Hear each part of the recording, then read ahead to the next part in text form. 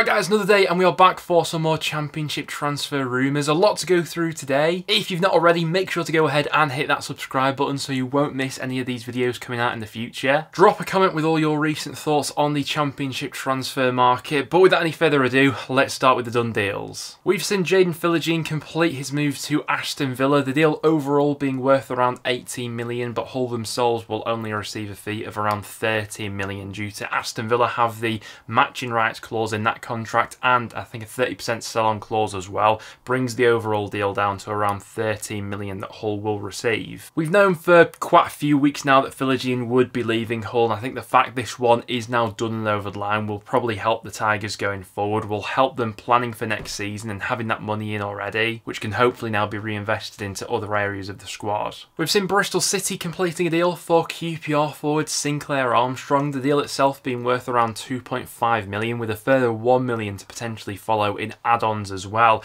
I think this is a really interesting deal from all angles, if I'm being honest. I think that at times of last season, Armstrong really showcased what he was capable of, but equally, he was also quite frustrating to watch at other points of that campaign as well. We mentioned it on last time's video, but as a raw prospect, Armstrong absolutely has all of the attributes to be a top-level Championship player. He's just not quite put all of those pieces together yet, so whether or not Bristol City can put those together, that will determine whether or not they got the good end of this deal. He only scored 3 league goals last season, but the potential there is absolutely huge. Speaking of QPR, they've got a deal over the line themselves for Zanzilar, the striker coming over from the Swiss Super League, where he scored 51 goals in the last 3 seasons. Looks like a lot more of a proven goal scorer compared to Armstrong, but how he'll translate to Championship football, we'll have to wait and see. We mentioned this one a couple of videos ago, but Coventry have got a deal over the line now for Swedish international Oliver Dovin, who joins their goalkeeping department. 22 years old, very excited to see how he gets on in Mark Robins' side. We've seen Burnley signing Vaclav Hlagli upon his release from Ipswich Town. We've also seen obviously Muric going in the opposite direction, a deal that we mentioned last time. This one's really interesting. I think that as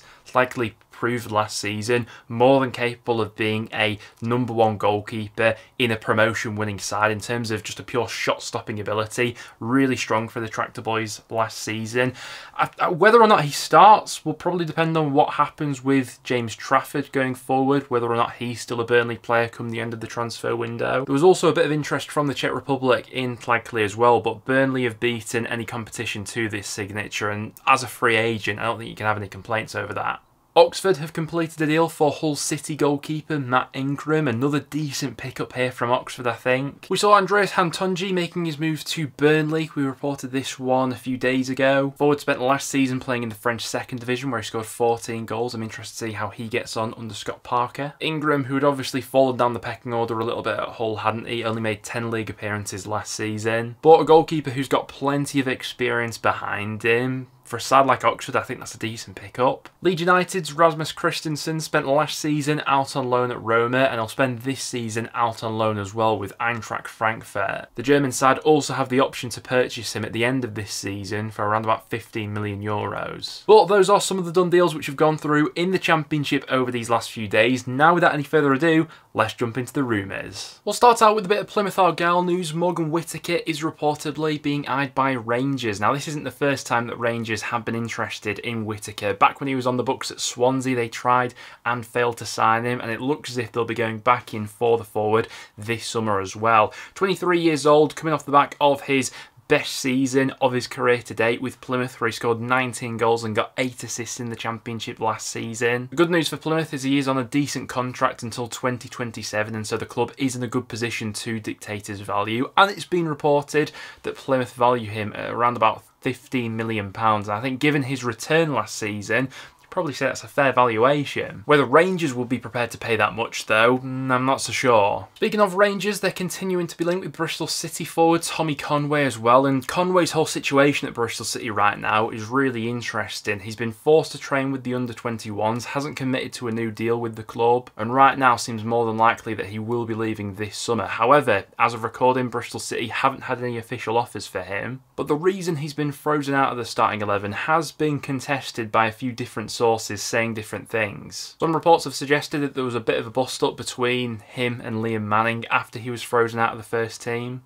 But according to Football Insider, that's not the case. They've reported that Conway is open to signing a new contract extension with Bristol City, but the one that the club have already offered him, Conway deems to be below market value. So it's all a bit of a sticky situation right now. Rangers continue to be linked with him, although no official offer has been made as of yet. Watford are set to get a whole lot of money for Yasser Asprilla, with the 20-year-old playmaker reportedly on his way to sign for Saudi Pro League side Al Ittihad. Watford will reportedly bank around £25 million for the Colombian playmaker. I mean, he's definitely their most valuable asset. He got 6 goals, 7 assists last season. Technical ability and potential is through the roof. In terms of a price tag, if that 25 million is correct, it's probably fair for where he is in his career right now, but also the potential, and that's why you're buying a player like Asprilla, isn't it? I do think it's a bit of a shame he's moving over to Saudi Arabia at this stage of his career. No doubt he'll be earning an absolute fortune there, but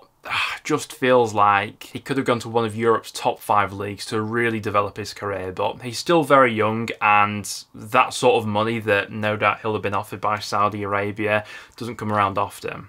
And another departure from Watford looks to be Wesley Hoedt, who seems to be on his way to Trabzonspor in Turkey. Quite a few Championship players have been linked with the Turkish Super League over these last few weeks, and it does appear as if the Watford defender will be moving in that direction. I do think that one, along with Asprilla, is quite a significant loss for Watford. I think he was one of their most consistent players last season, but given he is in the final year of his Watford contract, makes sense that they're looking to cash in while they can. Leeds United are open to letting Junior Firpo leave the club this summer. He's into the final year of his contract, and there have been talks with Real Betis, who are the most interested in taking the left back. He's had a bit of an up and down career with Leeds United, Firpo, hasn't he? Thought he was decent in the Championship last season, to be fair, but yeah, he's definitely had his ups and downs at Ellen Road. After having their first 2 offers rejected by Sheffield United, it does look as if Leeds have a deal in place now for Jayden Bogle, the final package being agreed for around about £5 million. Bogle was into the last year of his contract with Sheffield United. While I'm sure the club wanted to keep him around for this season, £5 million to Leeds is an offer that they deem acceptable,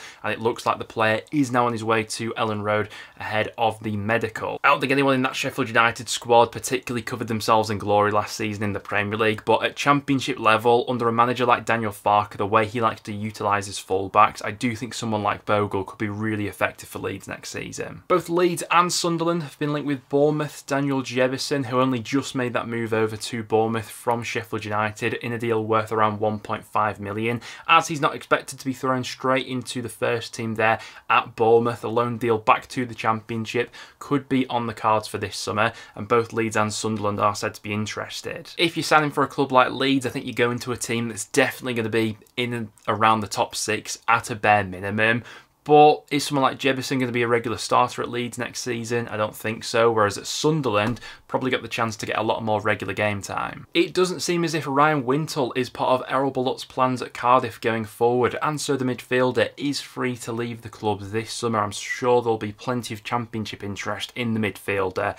A little bit of a strange situation maybe. He made 42 appearances for Cardiff last season, only just signed a 3-year contract extension with them last summer as well. But by all accounts, it does seem as if he is now surplus to requirements at the club, and so we'll be looking for his next club over these next few weeks. We've spoken previously about Middlesbrough's interest in Tottenham forward Will Lancashire and him potentially being loaned out to the Championship this summer, but Borough face plenty of competition as the likes of Sunderland, Hull City and Wrexham have all reportedly made inquiries about signing the young forward on loan. In youth football, he's been scoring goals for fun, and it is thought that next stage of his development probably will be a loan move out to the EFL somewhere. Liverpool are reportedly willing to let Tyler Morton leave the club this summer if they receive a significant offer for the midfielder, who obviously spent last season out on loan with Hull. Did really well during that loan spell. Would expect a few Championship clubs to be sniffing around, although how much Liverpool would want for Morton as of recording seems to be unclear. We spoke on last time's video about Sheffield United's interest in Andre Dezelle, and it has since been confirmed that the midfielder is on trial with the Blades. He was on the bench for their latest pre-season friendly against Chesterfield. Brest winger Karamoko Dembele continuing to attract plenty plenty of interest from the Championship. Sheffield Wednesday, Derby and Portsmouth have all reportedly made offers for the winger. Honestly think if any of those clubs manage to land him, they'll be getting an absolutely great deal. Really like the look of him with Blackpool in League One last season. Still such a young player as well at just 21 years old. Honestly, I'm surprised that more clubs aren't in the race for him. But there you have it, guys. That will now wrap it up for today's video. Thank you very much for tuning in. If you did go on to enjoy, make sure to leave a like. Get all your thoughts in the comments down below. What do you make of all the recent speculation and any other transfer rumours that you've seen that we've not mentioned today? Get them down below. But apart from that, thanks for watching, guys, and I'll see you all in the next one.